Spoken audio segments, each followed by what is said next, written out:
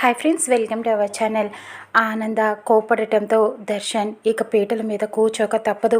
తాళి కట్టాను కదా, ఆ పాపానికి ఇప్పుడు ఎలాగో అలాగా ఈ తతంగం పూర్తి చేసేస్తే నా పని అయిపోతుంది.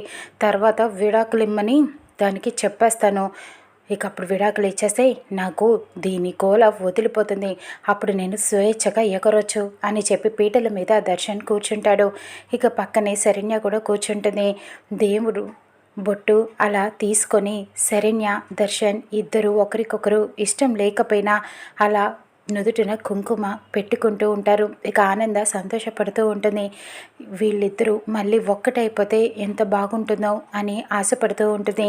అనన్య మాత్రం మీరిద్దరూ ఒక్కటైపోతారని ఈ ఆనంద భైరవి అనుకుంటుంది. కానీ అది ఎప్పటికీ జరగని పని.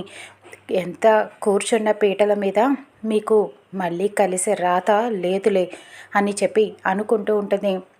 ఇంకా శరణ్య మాత్రం దర్శన్ని చూస్తూ ఆనందపడుతూ ఉంటుంది. దర్శన్కి ఇష్టం లేకపోయినా అలాగా దేవుడి కళ్యాణాన్ని జరిపిస్తూ ఉంటారు. ఇక మొత్తం పెళ్లి కూతురు పెళ్లి కొడుకుగా దర్శన్ శరణ్యలు ఇద్దరు దేవుడి పెళ్లి రాములు సీత కళ్యాణం చేరిపిస్తూ ఉంటారు. ఇక ఆనందాది చూసి ముచ్చట పడుతూ ఉంటుంది. తాళిబొట్టు కడతారు దేవుడికి. ఇక రాముల వారు సీతమ్మ వారికి తాళి కడతారు. ఇద్దరు తర్వాత తలంబ్రాలు పోసుకుంటూ ఉంటారు. అలా తతంగం అంతా కూడా మొత్తం వీళ్ళిద్దరే పెళ్లిపీటల మీద కూర్చొని జరిపిస్తూ ఉంటారు. ఇక పూజ అంతా అయిపోయాక పంతులు గారు పూలమాలల్ని ఇస్తారు.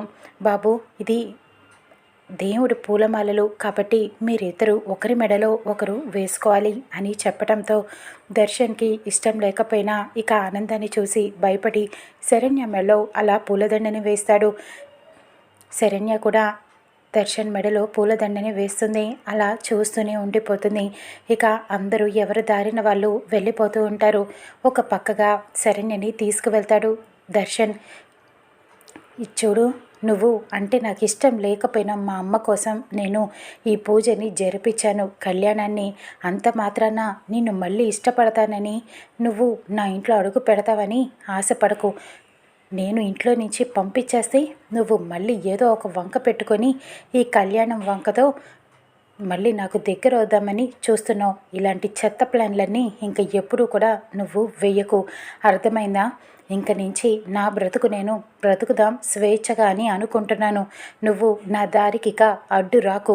నువ్వు ఇప్పుడు ఎలా అయితే వెళ్ళిపోయావో ఇక అలానే మీ ఇంట్లోనే శాశ్వతంగా ఉండిపో. అంతేకాని మళ్ళీ తిరిగి వచ్చావో నీ సంగతి చెబుతాను. చెప్పాను కదా, నువ్వు తిరిగి వస్తే ఏం జరుగుతుందో నా శవాన్నే చూస్తావు. అది గుర్తుపెట్టుకో. ఇక నువ్వు రాకు.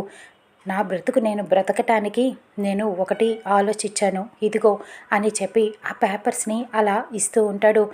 నీకు నేను డివోర్స్ ఇద్దామని అనుకుంటున్నా అని చెప్పే లోపే వెనకాతల నుంచి సమీర వస్తూ ఉంటుంది గుడికి. సమీర వీళ్ళిద్దరిని చూసి అలా ఉండిపోతుంది ఒక్కసారిగా. ఇక అప్పుడు దర్శన్ సమీరాని చూసి షాక్ అయిపోతాడు. అలా చూస్తూ ఉండిపోతాడు. సమీర మాత్రం వీళ్ళిద్దరూ హ్యాపీగా పెళ్లి చేసుకొని ఉన్నారు.